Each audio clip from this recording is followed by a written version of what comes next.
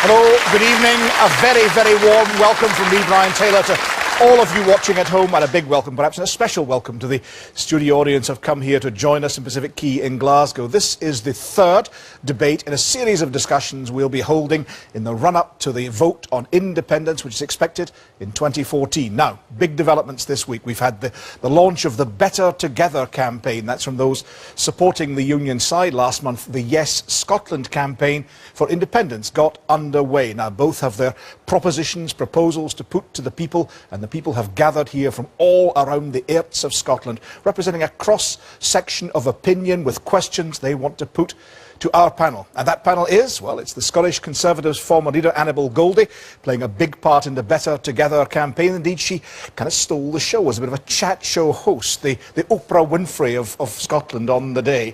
We're also delighted to be joined by Margaret Curran, the Shadow Secretary of State for Scotland, representing Labour. She's now an MP, but a former MSP. Then we have from the SNP, Fiona Hislop, the Cabinet Secretary for Culture and External Affairs in the Scottish Government. And last, but absolutely never least, Margaret MacDonald, the independent MSP for the Lothians, a famous and doughty campaigner for independence throughout the whole of her political life. Will you please join me in welcoming our panel?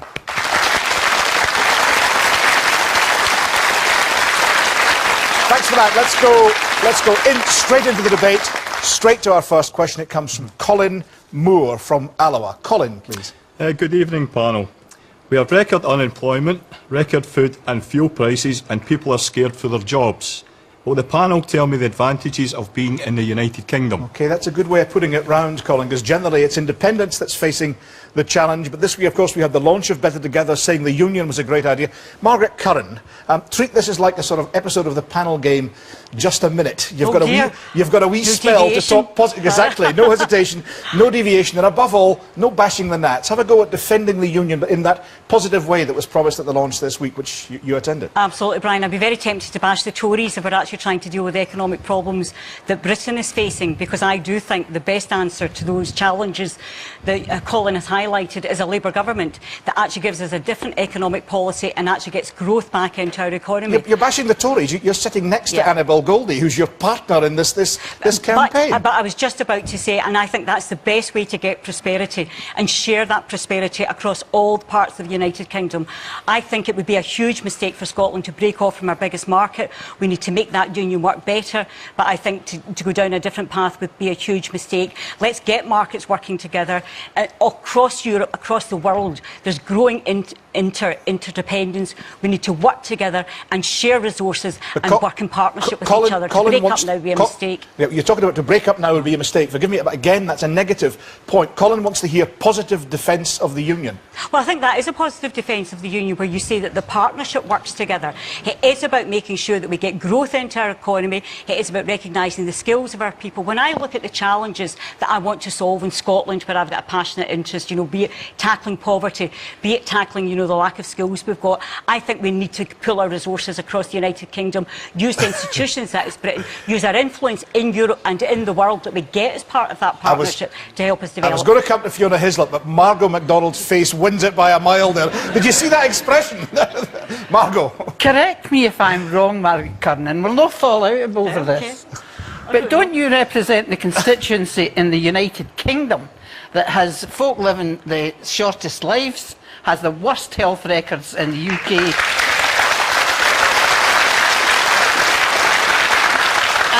I'm sorry, Brian, but that is the record of the union. That has got to be defended and explained. And if you can't, off with the union. Margaret Curran, I think that's a false premise, and that's the premise that I think is fundamentally wrong. You think by separating Scotland off from the rest of the United Kingdom, ergo will solve poverty. I tell you, that's just a fallacy. What we need to do is fight across the union to make sure that we can solve poverty. Fiona Hislop, I will come to you in a second. Let's go to the audience briefly. Hands raised. Lady in the second row, please. Yes. Right, yes, please. If we stay as a union, how do you propose to make these market changes and bring jobs into the economy? Because it's fair enough to say it, but you've got to give us an answer as to why. As to how it happens. Gentlemen here, and there's the third row. Yes, gentlemen. Yes, please. Yes, sir. Yeah, I'd just like to say the benefits of being in a union. 12 billion more invested than we actually produce in Scotland. The GDP is offset by 12 billion more spending. So if you get rid of that, fine, but I'll be moving, Margot. You think Scotland is subsidised by the UK, the rest of the UK? Yeah. You think Scotland is subsidised? Yeah, okay. Gentlemen, the second back row, please. Yes, sir. Yep. Can I ask the panel, Mr Cameron has promised the 70% of our assets if we all vote no. Why shouldn't we vote yes and receive 100%? Thanks for that. Fiona Hislop. Several points there, pro-independence, pro-the union. Fiona Hislop. Independence, a yes vote, is the most simplest and quickest way to get the levers of power that we need to get the jobs. This is about opportunity. It's about people deciding themselves where the advantage lies for Scotland. We're an energy-rich country. You talked about fuel poverty. We shouldn't be having people who can't afford to heat their houses. And we should make sure that we have the opportunities for jobs, and that comes through having decision-making with the people of Scotland who can decide things in a way that adapts and meets their needs. Well, what about the point made by the gentleman there that we ain't got the cash, that Scotland requires subsidy from the rest of the UK, bailed out by the UK? Brian, one of the best things I think about the debate that's taking place just now is we've got recognition finally, even from people who are arguing no, that if Scotland chose to do so, we actually are in a position that we could do this. We are capable of doing it financially. That's actually, I think, a good platform to have and engage this debate over the next 2 years. Finally, whether it's David Cameron or others, there's recognition that Scotland can afford to do this, and actually the debate becomes of what would you do with those powers? What differently could we do? The difference is the people of Scotland decide, not the Westminster Government. Annabel Goldie and then Margaret Curran. Annabel Goldie, please. Well, I draw comfort from one thing Fiona has said. She seems to accept the common sense of a simple question, and I think that's helpful to get that, particular challenge out the road. But going back to Colin's question, I do think we need to look at some facts here. You see, we're not alone in facing difficulties, whether it's in Fiona's desired independent Scotland, whether it's in the current United Kingdom structure. You only have to ask the people of Greece and Portugal and elsewhere whether they've got challenges, and of course they have. And it is actually a mirage to think constitutional change will fix that. What matters is whether one constitutional structure gives us a better chance of getting out of these difficulties. So it's who's in charge rather than where the power lies? Well, it's partly that, but it's partly, again, just to slightly take issue with what Fiona has been saying. Fiona says that even the pro-United Kingdom grouping accepts the argument that an independent Scotland could afford to be an independent Scotland. That's not quite correct, Fiona. What is accepted is that theoretically Scotland could be independent. That's not the debate. The debate is what arrangement serves us better. Thanks for now, that. Can I give you a example, Brian? Yes, please do, please, very briefly. Just to put this into perspective, because we're in the United Kingdom, we bailed out the Scottish banks. It cost us £470 billion to do that. Do you understand that actually, at the moment, represents about 16 Scottish annual budgets? That's the scale of what we're talking about. All I'm saying is... Margaret Curran and then Margaret MacDonald. Fiona Hislop says that, Scotland needs to have the hands on its levers to fix these great challenges we've got. But I'm confused as to what the SNP actually mean by that, because they say they want their hands on the levers, but then it turns out, well, actually, our banks are going to be regulated by the Bank of England financial institutions. We're going to keep the pound. We're going to split monetary and fiscal policy, which we know from across the Eurozone doesn't make sense. So, I can understand Margot's point of view, because Margot says complete independence, a Scottish currency, Scotland needs to go it alone completely, but that is not what the SNP are offering. Margot, very briefly. Just to clear up something, the connection between the constitutional question and economic growth. If you look at Latvia and Lithuania and Estonia, they became independent and their economies boomed. People went there, entrepreneurs went there because it was new, it was exciting. How about that in Scotland? Thanks for that. Let's take some audience views. Gentleman in the front row has been waiting patiently. Yes, sir. If or when the SNP economic miracle fails, who bails us out? The UK, Europe or Sean Connery? Gentleman there with the blue jacket. Yes, sir. The panel seem to be saying that within the UK, Scotland's been better off. But don't the Benelux countries work well as a they're small countries, but they work well within Europe. Thanks for that. Young gentleman, in the second or third back row. Yes, please. I'd like to ask, what proof is there that in an independent Scotland the standard of living would be better? OK, thanks for that. Gentleman with the beard there, and then the other gentleman with the beard, the slightly more gentle beard. No, the other beard first, yes.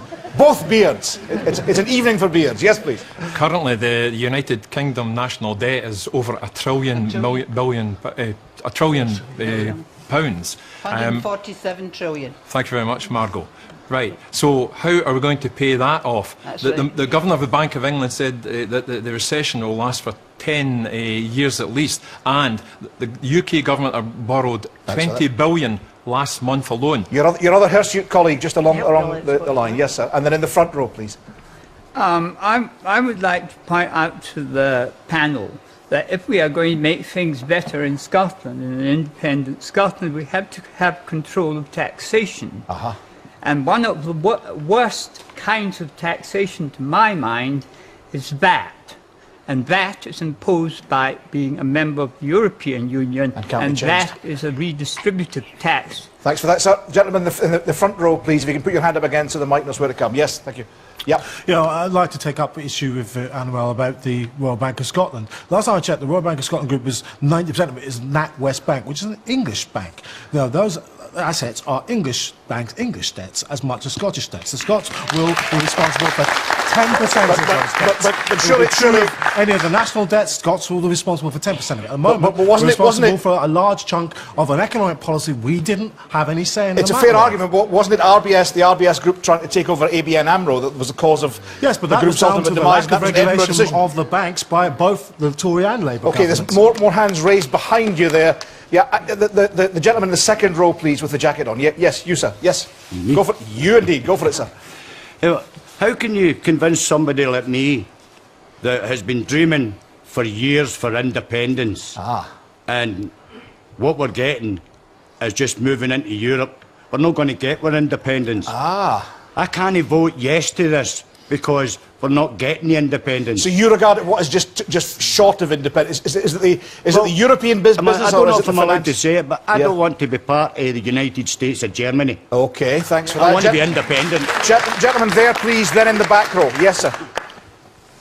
Yep, this is to Margaret Curran. You say that the solutions to poverty and unemployment is, instead of becoming independent, to vote for Labour. Since 1979, 5 times the people of Scotland at UK elections voted Labour, and what we got was a Tory government. Isn't it a case of vote Labour, get Tory until we're independent? Thanks for that. Gentlemen in the back row, please. Yep. Very back row. Raise your hand again, sir. Yes, you. Yep, please. Annabel Goldie's comparisons with Greece and Portugal are absolutely ridiculous, because Greece and Portugal are not oil-rich, gas-rich country like we are. So they're ridiculous. But thanks for that. Let's come back to the panel then. Gosh, loads to talk about. Margaret Curran. Margaret, you want Europe? Go on then, Margaret. Go on then. Very quickly. Go on. Oh, how I agree with you, sir. Europe changed the minute the Berlin Wall came down, and no one looked at it and realised that what would happen would Germany would look east, and you would have a tightening of the core countries. That's what happens, and I think we think about EFTA now and the free trade area, because we should be trading with Europe, but we shouldn't be run from Brussels. Clarify something very briefly for me, if you would, Margaret. Are you in the Yes Scotland campaign or not? I'm puzzled. Of course I'm yes for Scotland, but are you in that the Yes Scotland campaign that was launched by Alex Salmon, the launch that was held at the cinema? Are you part of that team? Are you on that squad? My position is that I will... You took a scunner against it because of control freakery. Come on. No, I don't like that either. Are you in or out? I will vote yes, absolutely, without equivocation. But you're not part of that team. At the moment, I want to show that there's a room for independence. Okay. There's a room for people who think like that gentleman, who realises it doesn't have to be the EU. Independent Scotland can be independent in EFTA or out of it. There's a lot more choice than is offered by the parties. Thanks for that. Fiona Hislop. I mean, currently Scotland is in the European Union, will continue to be so. That's what the SNP government's position is. But Margot has also, a point. also on the more general point about the economy. But I think the point is, within the Yes campaign, there are people who will see and want to see a different future for Scotland. But we can only make those decisions once we're independent. In terms of the economy, this is the crux of this. People want to know that they're going to be able to have an opportunity to have more jobs here. Now, we've proved it already with the Ernst & Young survey just on the 19th of June, that Scotland is topping the whole of the UK in terms of jobs and investment coming here. How much more can we do if we've got the opportunities on taxation and the powers that we can make a difference in? Taxation is one of those areas. Benefits, and we have to come on to benefits, because imagine... We're going to talk about that later in the programme. Well, exactly, because if we're going to have regional benefits, let's leave that we're better off together. Thanks for that, Margaret Curran. I mean, I do think we need to get into the sort of central matter of the economy and just exactly what is being proposed by the SNP in reference to this gentleman's question and some of the others. Because actually what's on offer, I think, actually gives Scotland less economic power. Firstly, it seems to be that we're willing to be in any union except the one on our doorstep, except with our greatest partner and our greatest market. But also, if you look at what the SNP are actually proposing, what they're saying is that the Bank of England will control our currency and that we will have no say over interest rates, over borrowing, which will have enormous impact. Isn't that right, Fiona? It's fairly limited independence. The Bank of England was given its independence in 1997 as one of the first decisions by Gordon Brown. Now, the point is, in terms of how we run our economy, it's important that we recognise we would still operate within that market. We would still trade goods and services. It would make sense for the rest of the UK to benefit from the balance of payments that the Scottish economy would have. We are in a stronger position fiscally currently compared to the rest of the UK. We're in a strong position because we've got strong exports. And if you think about the opportunities in terms of the new industries, we're in a far stronger place if we can exploit them. Margaret Curran, then Annabelle. Well, first of all, the premise is you're splitting financial and monetary policy, and every other country in the world is moving against that. Secondly, you talk about the independence. They are. That's a fact. Everybody's moving against that. It is causing enormous difficulty when you split fiscal and monetary policy for people. Secondly, although the Bank of England has operational independence, there is absolutely no doubt it's guided by the policy of the UK Treasury. Are you not? Currently. But what would happen is the remaining UK, the English government, or whatever partnership was left, they would determine the policy, the general direction of monetary policy in Britain, and we would have absolutely no interest. Now, Fiona, let me be clear about this. Are you telling me you are happy with a model of independence that says, yes, Scotland can have fiscal powers, but we will pass over our monetary powers? No, but we will pass over our monetary policies to a foreign power. Is that your definition of independence? Oh, come on, Margaret. No, go on, Fiona. The monetary framework is we've got this kind of, it is in terms of the same market. You can use that monetary framework.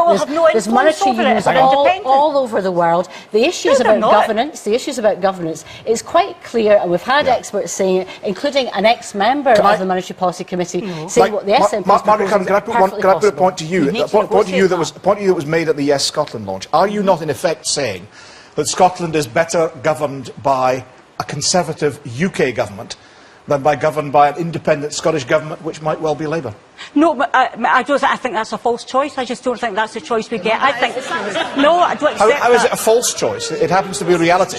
The Conservatives have governed the UK for far longer than Labour have in the last 50 years. Because I think a badly governed England is not in Scotland's interests, and what we're best to do is have a UK Labour government. Okay, I get the concept. You want UK Labour government. What's your second preference? What's your second choice? I don't think, I don't see it in those terms at all, Brian. What we do need. Come on. You prefer a UK Tory government to a Scottish Labour government? Of course I don't prefer a UK Tory government. What I do... To a Scottish Labour government, an independent Scottish Labour government. I absolutely believe it is in the best interest of the poorest people in Scotland to have a strong and vibrant UK. That's why we've got British trade unions, that's why we've got a British welfare state, and if the outcome is that is governed by a Conservative party, which you've called a right-wing Tory government, in a speech in 2009, you said the Tories abandoned families and offered no support to people in desperate circumstances. You said Margaret Thatcher should apologise to Glasgow for her policies that wreaked havoc on our city.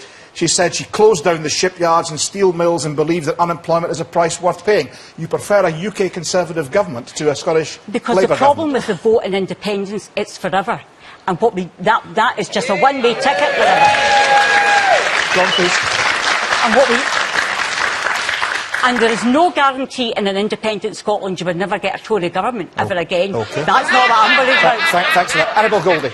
Well, there's a thought to ponder. But can I just say in Could be your response comeback, to Annabel. Can I just say... Scotland. I don't want Brian Sitter running Scotland. Can I just say in response to your question, unless I've missed something, Brian, you know, Scotland had a Westminster Labour government for 13 years. Yeah. And actually, I don't think this... But currently has a Conservative Labour. And currently has a Conservative Labour. I don't think that is the issue. This is not about whether you liked or disliked Tony Blair and Gordon Brown, whether you like or dislike Gordon Cameron and George Osborne. This is actually about what is the best partnership arrangement for Scotland. Now, legitimately, Fiona and Margaret say independence, that's the best thing to do. And I have to say, in response to some of the arguments I've heard, Brian, that I am uneasy about some of the assertions being made. Now, there may be a legitimate view that in an independent Scotland you would immediately get entitlement to all the oil and gas fields off the North Sea. I can tell you now the right to that title will be challenged by some of the operators and owners of these fields. Now, you don't think it's Scotland's oil? Well, at the end of the day, Brian, I have to say to you, what is being advocated as a certainty by Fiona, I think, is an exceedingly opaque legal uncertainty, and I don't think there's any question of that. But the other thing, Brian, is if you look at jobs, go back to Colin's question, you know, I'm looking at things like defence. Now, just, you know, a few yards across the River Clyde from here, we've got shipbuilding yards, we've got naval defence work on both sides of the rivers. And you think that would go? Well, the thing is that if we're an independent Scotland, we have to bid as a foreign country for Royal Naval work. Thanks for that. Okay. Now, that is not good news.